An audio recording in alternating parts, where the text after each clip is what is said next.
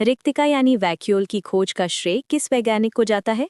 ए. Robert Hooke, B. Robert Brown, C. Antony van Leeuwenhoek या D. Purkinje.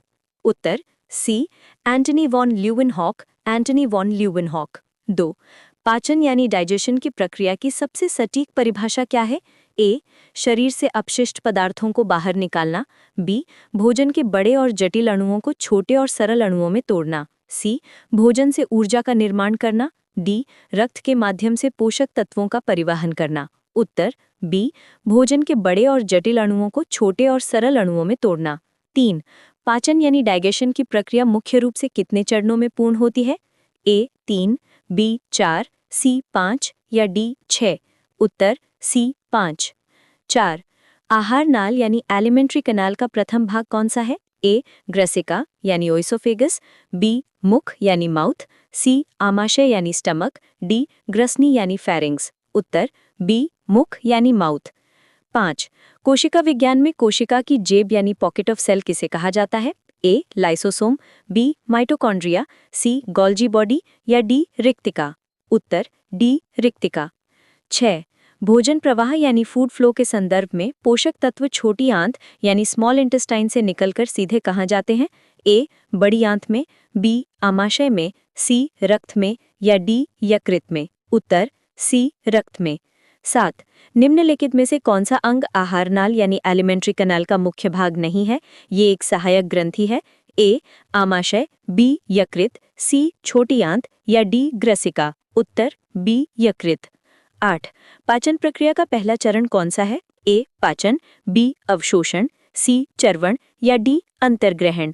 उत्तर D. अंतर्ग्रहण। 9. Tonoplast का संबंध निम्नलिखित में से किससे है? ए. केंद्रक की बाहरी झिल्ली, बी. कोशिका भित्ति की आंतरिक परत, सी. रिक्तिका के चारों ओर की झिल्ली या डी. माइटोकॉन्ड्रिया की संरचना। उत्तर सी. रिक्तिका के चारों ओर की झिल्ली। 10. यदि एक वयस्क मनुष्य की आहार नाल की लंबाई मीटर में मापी जाए तो वो किस सीमा में होगी? ए. 5 से 6 मीटर, बी. 8 से 10 मीटर, सी. 10 से 12 मीटर या डी. 2 से 4 मीटर। उत्तर बी. 8 से 10 मीटर। 11. पाचन के चरणों में सही क्रम में पाचन यानी डाइजेशन के तुरंत बाद कौन सा चरण आता है? ए. अंतर्ग्रहण यानी इंजेशन, बी. स्वांगीकरण यानी असिमिलेशन, सी. अवशोषण यानी अब्जॉर्प्शन या डी. उत्सर्जन यानी एक्सक्रीशन। उत्तर सी. अवशोषण यानी अब्जॉर्प्शन। 12. रिक्तिका यानी वैक्यूल मुख्य रूप से और बड़े आकार में किस प्रकार की कोशिकाओं में पाई जाती है? ए. जंतु कोशिका यानी एनिमल सेल, बी. पादप कोशिका यानी प्लांट सेल, सी. जीवाणु कोशिका यानी बैक्टीरियल सेल या डी. विषाणु यानी वायरस। उत्तर बी. पादप कोशिका यानी प्लांट सेल। 13. यकृत यानी लिवर के अलावा और कौन सा अंग आहार नाल यानी एलिमेंट्री कनाल का हिस्सा नहीं माना जाता है बल्कि ये एक ग्रंथि है? ए. मलाशय, बी. अग्नाशय, सी. सीकम या डी. ग्रसनी।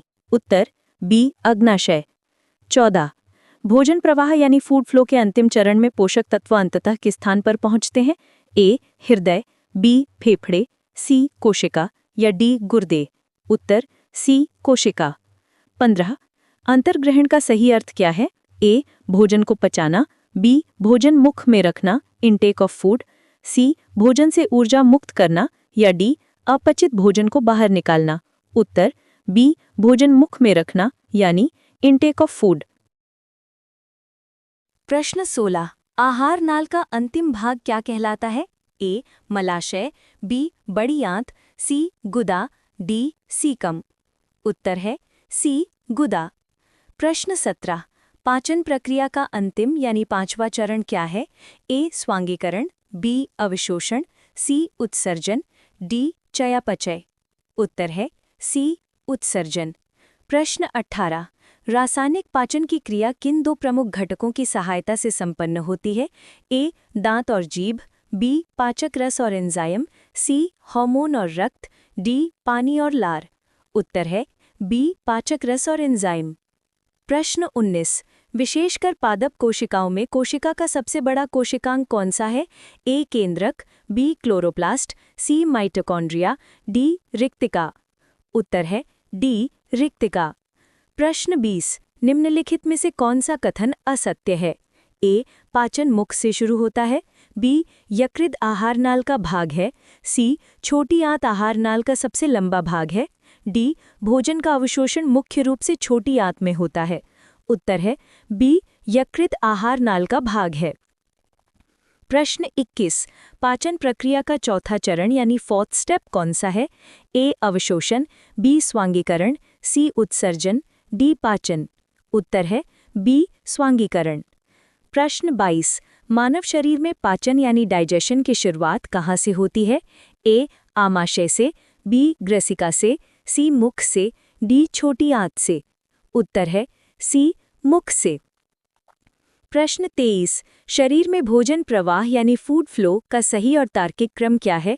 ए मुख आमाशय रक्त छोटी आंत कोशिका, बी मुख छोटी आंत आमाशय रक्त कोशिका, सी मुख पेट छोटी आंत रक्त कोशिका, डी मुख पेट बड़ी आंत रक्त कोशिका।